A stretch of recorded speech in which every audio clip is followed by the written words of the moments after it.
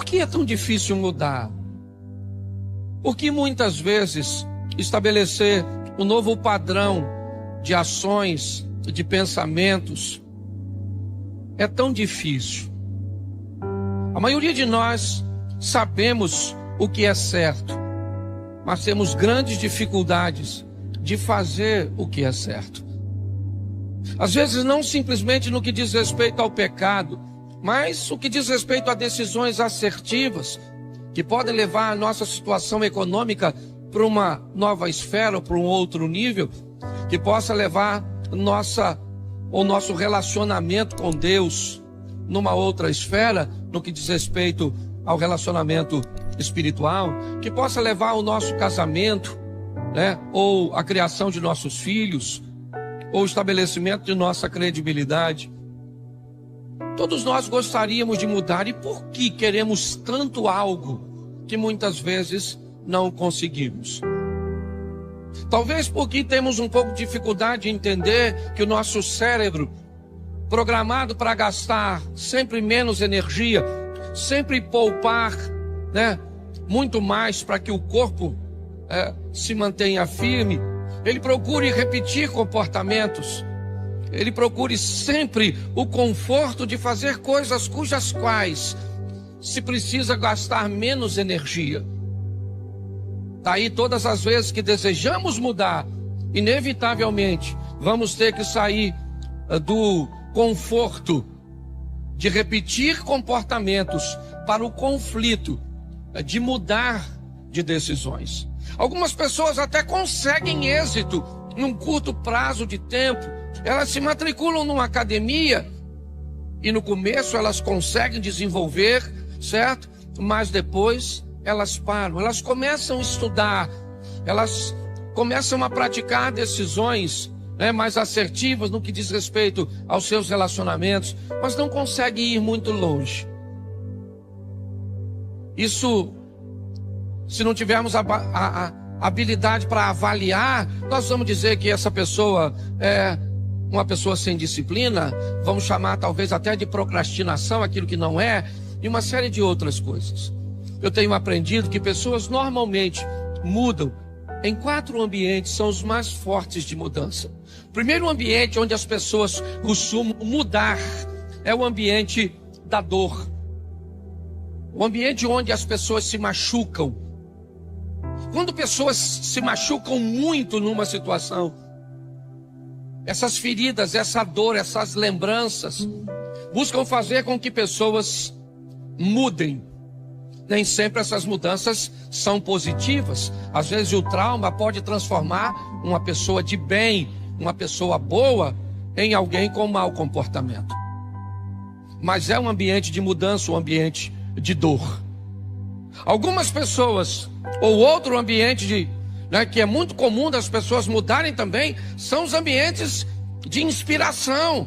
Aquele ambiente onde você vai e alguém conta uma história, que venceu um câncer, que conseguiu ultrapassar uma dificuldade, que conseguiu, que uma porta fosse aberta depois da falência financeira. E nesse ambiente de inspiração, pessoas então inspiradas pelo exemplo do outro também mudam. Isso é muito comum, através dos testemunhos. Outras pessoas mudam num ambiente onde elas recebem ferramentas para mudar. Informação, conhecimento. Ela achava que não tinha capacidade de mudança. Ela não foi inspirada por um exemplo simplesmente, mas ela recebeu informações, conhecimentos, ferramentas, seja num ambiente de coach, seja num ambiente de terapia. E pessoas, algumas também, me parece que conseguem mudar quando o ambiente, quando elas caem em si, quando elas têm uma visão clara de si mesmo. Se você buscar, eu espero que não seja o da dor, mas todos os outros 3 momentos podem fazer com que você consiga dar esse passo tão decisivo na sua vida, o passo da transformação. Porque a cada dia que passa e você não se transforma, a cada dia que passa que você não caminha para a próxima fase, você perde credibilidade, em todos os ambientes. No bairro dos Estados Unidos, o indivíduo mudou para uma grande chácara.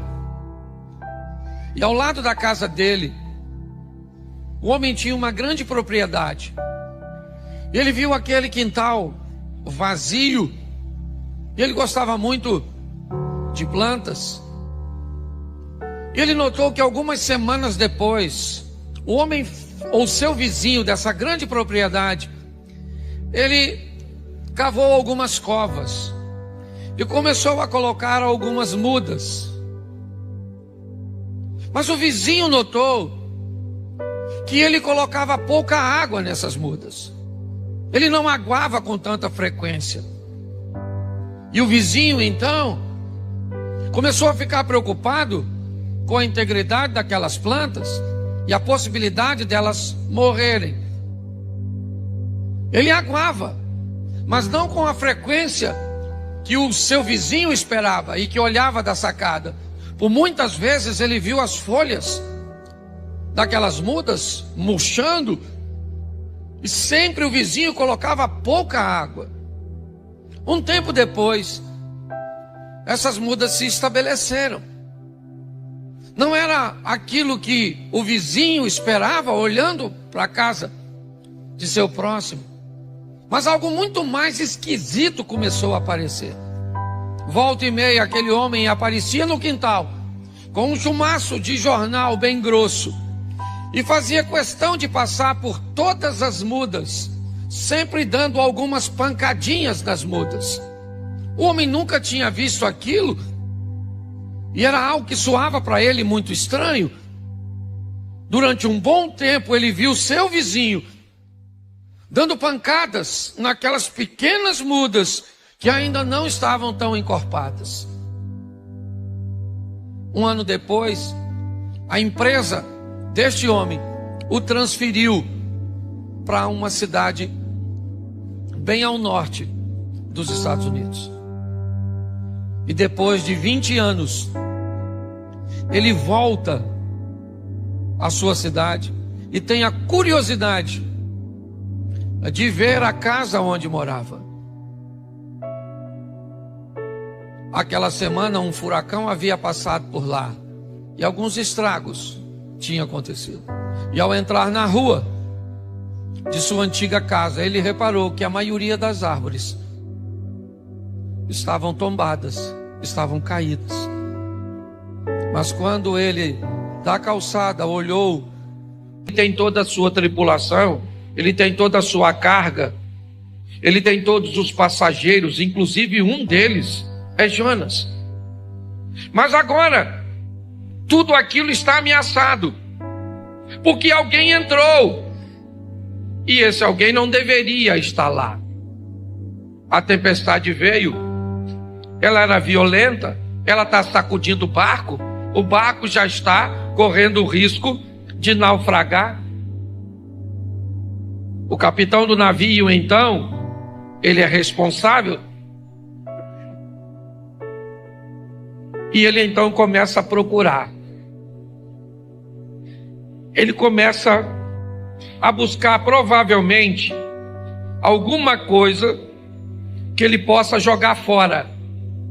E a primeira coisa que ele viu, a carga.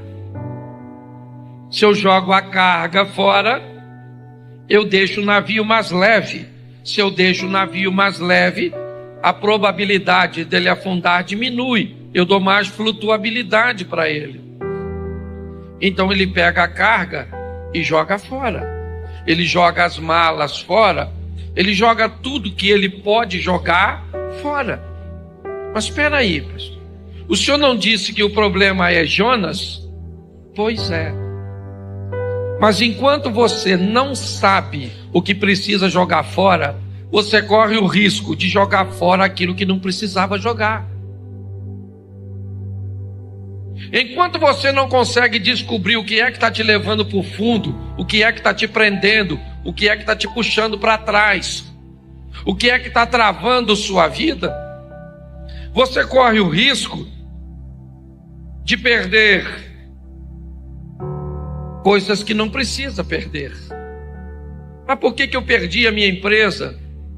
Não precisava perder. Por que eu perdi meu casamento?